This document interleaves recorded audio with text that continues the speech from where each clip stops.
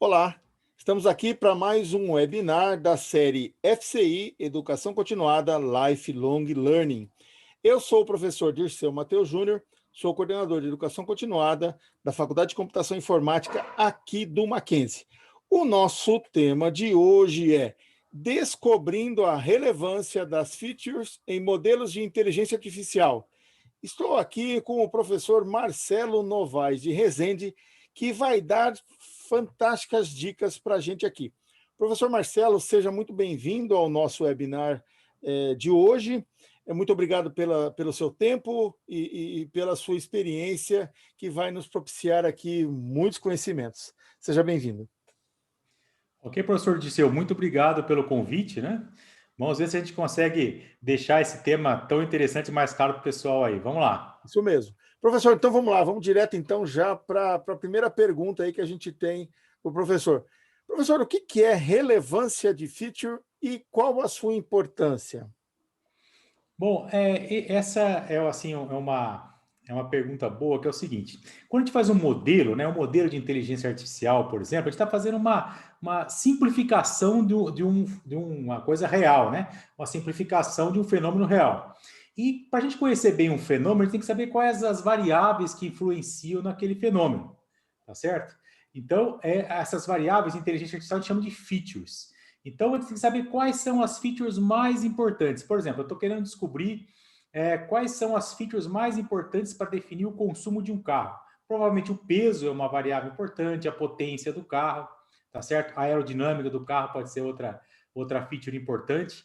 Então, é muito importante a gente saber a relevância das features por dois motivos. Primeiro, para conhecer bem o fenômeno, eu preciso saber quais são as features importantes, tá? A outra é que eu posso trabalhar com menos variáveis no meu modelo. Por exemplo, eu poderia estimar o consumo de um carro com poucas features, só com o peso e a potência, por exemplo, se eu souber quais são as features mais relevantes. E sabendo quais são as features mais relevantes, tem uma outra vantagem inteligência artificial, que a gente pode ajustar melhor o modelo para que essas features sejam mais consideradas do que outras, certo? Legal. Professor, o senhor está falando aí da importância das features. Existem features mais importantes e menos importantes? Por exemplo, o senhor deu uma dica aí de consumo de carro. Quando nós vamos calibrar os pneus dos carros, lá no calibrador, dependendo do posto de combustível que você esteja, ele coloca lá, manter seus pneus calibrados constantemente pode aumentar, pode reduzir o consumo do seu automóvel, ou seja, pode melhorar efetivamente menos gasto de combustível para o seu automóvel. Sim, Isso sim. é uma análise de Isso, uma feature? isso. É uma feature como o professor disse, é uma feature menos importante. Mas Ah, conforme a calibragem do pneu, ele pode ter mais arrasto, né? Ele pode ter mais arrasto e aí pode ter mais consumo. Mas realmente é uma feature, sim, a pressão do pneu é uma feature relevante. Em corrida de Fórmula 1, 2 libras de potência, de pressão de diferença, pode tirar meio segundo numa volta, né? que legal. Bom, professor, e como é que então, de fato, a gente descobre aí essas features mais importantes? Então, olha, eu não gosto de direto, quando aparece um problema de inteligência artificial para mim, primeiro eu gosto de pensar no problema em si, tá certo? Como no problema dos carros, tá? Então, eu não gosto de direto pegar números, começar a descobrir quais são as features. Eu gosto de conversar com pessoas que entendem do domínio, tá? Então, mecânicos, pessoas que trabalham com projetos de automóveis, essas pessoas dão dicas muito importantes para você já filtrar. Você não ficar, será que a cor do carro vai importar? Você não fica perdendo tempo, você já vai nas mais importantes. Então, conhecer pessoas do domínio que possam dar informações relevantes, né, na seleção das features é uma coisa bacana. Agora vamos começar pelo lado para passar dessa etapa. Tem pessoas, é muito importante considerar essas pessoas que entendem da coisa, né? Passado isso, vamos ver algumas coisas matemáticas que podem ajudar a gente a achar a relevância das features. Eu vou compartilhar aqui rapidinho aqui. Vamos lá. Perfeito. Então tá aqui, ó. Então deixa eu tirar isso aqui para facilitar para mim, né? Então, o problema do carro que eu estava comentando. Então, eu tenho aqui, eu quero descobrir o consumo do carro em milhas por galão, que é uma medida americana, né? No Brasil é mais quilômetros por litro. Então, tem o número de cilindros do carro, o volume do carro, a potência do carro, o peso e a aceleração.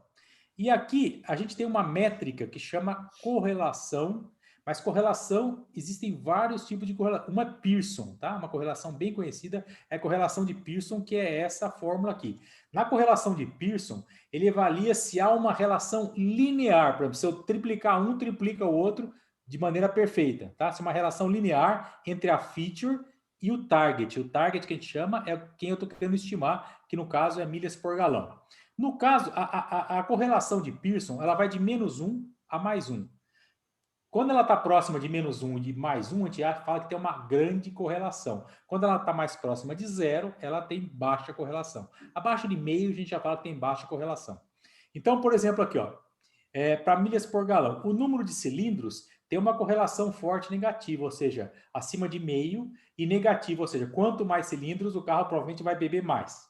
Vai fazer menos milhas por galão, né? Aqui é uma correlação mais fraca, nem vou entrar no volume do carro, mas está dando positivo, é um pouco estranho até. Potência, né? Quanto maior a potência, maior o consumo, e aqui está uma relação bem forte, né? De -0,83, ou seja, nesse caso aqui, quanto maior o peso, aumenta muito o consumo. É uma relação bastante forte. Tem uma outra coisa interessante, que é, além da correlação entre as features e o target que eu quero calcular, é a relação entre as features. Por exemplo, ó, a relação entre a potência, tá, e o peso é uma relação de 0,86, é uma relação forte, uma correlação de Pearson forte entre elas. Quando a correlação é muito alta, acima de 0,9, por exemplo, eu posso usar uma só delas, entendeu? Eu não preciso considerar as duas, porque elas são praticamente têm o mesmo efeito como feature. Então, além de eu achar a relevância entre as features, eu também posso saber se eu posso desprezar, se eu tenho duas muito parecidas, eu posso desprezar, tá certo? Mas aqui ficou claro, né, que vai de -1 a 1, a feature mais relevante nesse caso aqui, para calcular o consumo do carro, foi o peso, que está próximo de -1, né? -0,83. Mas tem uma coisa complicada, que é o seguinte, a correlação de Pearson é uma medida que a gente faz de relação linear entre as variáveis, tá? Mas tem um problema que é o seguinte, deixa eu mudar aqui a tela, tá? Que é o seguinte, ó, pá, mais uma, é isso. Olha esse caso aqui, vou tirar até isso aqui da frente. Existe uma relação fortíssima entre as variáveis x e y, certo? Y é o quadrado de x, é esse gráfico aqui. Se eu pedir a correlação entre essas duas features x e y, está dando 0. Então a pessoa desavisada fala, ah, tá, não tem relação nenhuma entre o x e o y. Não, é que eu estou medindo a correlação de Pearson, tá? E a correlação de Pearson mede uma relação linear. Como tinha uma relação para baixo aqui e uma relação para cima igual aqui, ele achou uma correlação 0, entendeu? Correlação 0, mas essas variáveis são altamente relacionadas. Só que a métrica que eu usei para esse caso não foi boa, usar correlação. Então precisa tomar cuidado para usar correlação de Pearson para falar que não tem relevância. Essa variável x seria hiper importante, ela é hiper relacionada, mas no caso aqui, pelas características dela diminuir e depois aumentar de forma igual, ela acabou gerando uma correlação 0, tá certo? Muito bom, professor. Aparentemente parece ser difícil isso, né? Mas pelo que eu estou percebendo, basta você ter todos esses cálculos, ou basta ter essas informações, que fica um pouco mais interessante descobrir Sim. essas features mais importantes. É sempre bom olhar o gráfico, né? Para se perceber se tem uma relação mesmo, né? E a Legal. correlação é o número, né? E o gráfico vai dizer para a gente como é que é a relação entre elas. Muito bom. Professor, dá para descobrir então a relevância dos features por força bruta? Dá, então. Eu já fiz bastante. Às vezes você não está com nenhuma ideia para usar alguma técnica, a força bruta sempre é uma alternativa. Como que eu poderia fazer para descobrir a relevância das features por força bruta? É o seguinte, eu posso criar um modelo, por exemplo, de regressão linear, para o caso de regressão. Quando eu falo regressão, é o modelo que vai ter como output o número, consumo, ou classificação, doente ou não doente, certo? Então, o que eu posso fazer? Eu posso, por exemplo, criar aquele modelo do carro com todas as features. e vejo qual foi o erro que deu naquele modelo. Aí eu tiro uma feature e vejo se o erro cai muito. Se o erro, se o erro subir muito, é porque aquela feature é importante. Entendeu? Então, essa é a maneira. A gente tira e põe features, combinação de features, põe uma por dois, por três, tira uma tal, fica fazendo todas as combinações de utilizar as features e vê qual dá melhor resultado, qual combinação dá mais resultado. Então, a combinação que vai dar mais resultado é a que tem as features mais relevantes. É uma das maneiras, tá? Mas tem coisas mais inteligentes para fazer. Legal. Professor, tem algum método específico ou qual método você indicaria para avaliar de fato a relevância de features? Eu tenho um método que eu gosto de usar bastante, é criar uma árvore de decisão, tá certo? Criar uma árvore de decisão, e a árvore de decisão, ela já dá para a gente quais são... Não, a árvore de decisão costuma ser um algoritmo não tão poderoso em termos de acurácia e tal, mas ele é muito bom para você analisar a relevância das features. Eu vou compartilhar de novo aqui. Legal. Vamos lá. Então, aqui nesse caso aqui, olha. Então, o problema que eu tenho aqui é o seguinte, né? O problema que eu tenho aqui é o seguinte. Eu tenho pessoas que têm uma faixa salarial, elas são CLT ou não, né? Certo? Tem um tempo de serviço, e aqui está o que eu quero descobrir, se elas vão, é o banco, né? É uma análise de crédito, se elas vão atrasar o pagamento ou não.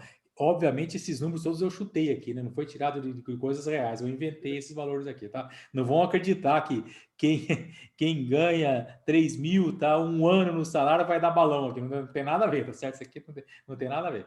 Mas eu então inventei esses dados aqui. Então tem o salário, se é CLT ou não, o tempo e o target, se atrasou ou não. Aí eu peguei esses dados, usando a biblioteca Scikit-Learn, e mandei criar uma árvore de decisão para ela, tá? E essa árvore, ela deu assim, falou assim, ó, a feature mais relevante é o tempo de serviço da pessoa na empresa, aqui, ó, 0767, tá? E depois, em segundo, para esses dados, o salário teve relevância a 233, a soma das relevâncias tem que dar 1, tá? E a relevância de ser CLT ou não foi nenhuma nessa árvore de decisão, tá? Então, só para explicar tecnicamente, rapidamente, assim, de uma maneira bem simples, como é que isso é feito, o que a árvore de decisão faz? Ela tira as impurezas. O que é uma impureza? Olha, por exemplo, aqui embaixo está com Gini 0. O Gini é uma medida de impureza. Quando está com Gini 0, está puro. Por quê? Porque eu tenho um na classe que não pagou e nenhum, quer dizer, só tem um tipo de objeto dentro da folha aqui, tá certo? É uma classe pura. Aqui, por exemplo, eu não tenho uma classe pura, porque eu tenho 2 que pagaram e 5 que não pagaram, tá certo? Eu tenho aqui é diferente a quantidade de cada um, não é uma classe pura. Então, por exemplo, ó, aqui ele fez um split na árvore de decisão pela variável tempo. Então, por exemplo, aqui a impureza é 0,408, baixou para 0,278. Ou então a variável tempo reduziu a pureza. Aqui passou de 0,408 para 0, tá? Nesse outro split, a árvore de decisão, ela tipicamente vai fazendo splits binários assim, né? Aqui ela reduziu para 0 e aqui ela aumentou para meio. Mas no fim, de novo, eu usei a variável tempo. Aqui em cima, então, aparece qual variável eu usei para fazer o split, né? E quanto era a impureza e para quanto foi. No fim, todas ficaram com impureza 0 aqui embaixo. Então, a variável tempo, eu fiz um Excelzinho aqui, certo? No total, né? Ela foi a que mais reduziu impurezas. E, em segundo lugar, o salário. E nenhum dos splits, a melhor variável para fazer o split foi o CLT. Então, por isso que a gente fala que o CLT teve relevância 0. Porque para decidir se a pessoa ia ficar devendo ou não, eu usei ora a variável tempo, ora a variável salário. Quer dizer, isso aqui eu criei automaticamente, certo? Mandei o sklearn criar esse modelo de árvore de decisão para mim. Ele já deu esse resultado para mim. Isso que aparece aqui é um cálculo que eu fiz na mão para mostrar como isso funciona. Tá certo? Essa que é a ideia. Tá certo? Muito bom. Às vezes a gente acha que algumas variáveis vão ser relevantes e a gente acaba sendo surpreendido, né? E outras que a Sim, gente acha que não vai ser tão relevante acaba sendo, né? Sem dúvida, sem dúvida. Existe alguma forma de buscar essas variáveis? Então, olha, então, usando essa técnica de. Assim, essa técnica que eu estou mostrando aqui, como é que eu fiz? Eu faço um modelo e o modelo me diz para ele quais foram as mais relevantes, tá? No caso, a árvore de decisão. Tem outros modelos que a gente pode utilizar, que, por exemplo, no caso de regressão, né? No caso de regressão linear. Deixa eu descer aqui. Pá, pá, pá. Porque a CLT, a priori, a gente acha que é uma variável importante porque dá segurança e não mostrou isso, né? Não, não, exatamente, exatamente. Então, deixa eu chegar aqui, olha. Então, aqui eu fiz aquele modelo do carro lá. Quando eu fiz a correlação, a variável que tinha mais correlação era o peso, lembra? A variável que tinha menos 0,80, não sei quanto. E aqui eu usei uma outra técnica para descobrir quais eram as features mais relevantes, que é o seguinte.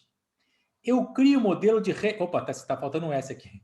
Um modelo de regressão linear, né? Uhum. Ó, não pode, professor. O professor não pode errar um negócio desse, professor. Eu vou voltar aqui, tá?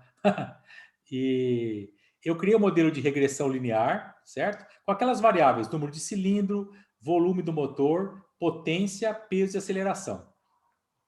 Só que eu usei as variáveis estandardizadas que a gente fala, as features estandardizadas. O que são features estandardizadas? A gente pega a feature, tira a média e divide pelo desvio padrão. Com isso, a feature fica sempre com média 0 e desvio padrão 1. Com isso, elas ficam mais ou menos na mesma ordem de grandeza, certo? Para gente, isso, porque se não houver essa estandardização, alguns algoritmos sofrem muito, tá? Não funcionam muito bem se não tiver essa estandardização. Principalmente para fazer essa avaliação que eu fiz. Então, eu fiz um modelo de regressão linear com as features estandardizadas. E aí, o que aconteceu? O consumo do carro ficou 23,44 menos 1,1 vezes número de cilindros, mais 0,96 volume, menos 1,63 potência, menos 3,67, mais 0,18 aceleração. Quais são as features mais importantes? São as features que têm o maior coeficiente, tá vendo? Então, de novo, quando eu fiz a avaliação pela correlação linear, deu menos 0,8. Aqui eu fiz uma regressão linear e, como seria de se esperar, a feature mais relevante, de novo, foi o peso aqui, ó, com menos 3,67. Em seguida, a potência. Então, eu posso dizer o seguinte, que nesse caso aqui, se eu quisesse fazer... trabalhar com menos features, poderia ser só essas duas aqui, né? Só essas duas aqui já dariam um modelo bastante razoável se eu tivesse uma limitação desse número de features. Há outras maneiras que combinam features, né? Elas combinam os features. Por exemplo, existe um método PCA, né? Um método chamado PCA, Principal Component Analysis, que eu posso pegar, sejam quantas features forem, eu posso reduzir para um número muito menor de features, mas não serão features puras, serão features assim, combinação das outras features, né? Então, é muito comum, professor, usar isso para visualização. Então, eu posso pegar o modelo com muitas features e reduzir para duas, que são combinações de todas essas features, né? E observar como que essas features se comportam graficamente em 2D, não? Então, essa é a ideia. Essa combinação de features é bastante usada, professor? O senhor falou aí Sim, sim, combinação de sim. features, isso é interessante, né? Sim, sim, é bastante utilizada. Eu posso fazer também assim, vou falar duas coisas, né? Para eu melhorar o modelo, por exemplo, eu estou vendo aqui que a feature peso ela é muito importante. Então eu posso tentar colocar não só a feature peso seca, como a feature peso ao quadrado também, tá? Às vezes, às vezes o quadrado dessa feature pode melhorar o meu modelo. Pode ser que o produto da potência pelo peso também seja uma outra feature. Então, tem um pouco de... Em machine learning tem muito trabalho braçal, né? De ficar tentando combinações para chegar em melhores modelos. Mas, assim, para visualização, esse método PCA é bastante utilizado. Muito legal. Professor, o senhor daria de dicas, então? O senhor quer fazer um fechamento, professor? Sim, eu acho, sim, eu acho bastante interessante a gente comentar, porque cada assunto de inteligência artificial, né? Eu gosto dessa área, da área de data science em geral, porque ela permite um aprofundamento infinito, né? Então você começa a estudar a árvore de decisão. A árvore de decisão você vai usar para random forest, você pode usar a árvore de decisão para estimar a relevância das features. Como que isso acontece? Ah, eu vejo o Gini, mas o que é o Gini? Então você vai estudando, estudando, estudando. Então eu acho que a gente tem que reservar um tempinho para estudar sempre, viu, professor? Fazer novos cursos, se atualizar sempre, e cada vez, eu costumo assim, primeiro você dá uma passada no nível mais raso, e cada mês você vai se atualizando, cada tópico e tal, então você vai, assim, se tornando mestre de fato naquilo, né? Você vai dominando todos os conceitos e você tem respostas sobre o porquê das coisas, né? Por exemplo, há pessoas que sabem porque a árvore de decisão ela dá relevância da feature, mas não sabe calcular exatamente como é, tá? Ela não tem essa segurança, tá? Muito legal. Bom, e você que está nos assistindo aqui, está nos ouvindo, vem para cá para o Mackenzie. Aqui a gente trabalha efetivamente com esses assuntos que são muito relevantes para o mercado e que ajudam muitos profissionais no mercado.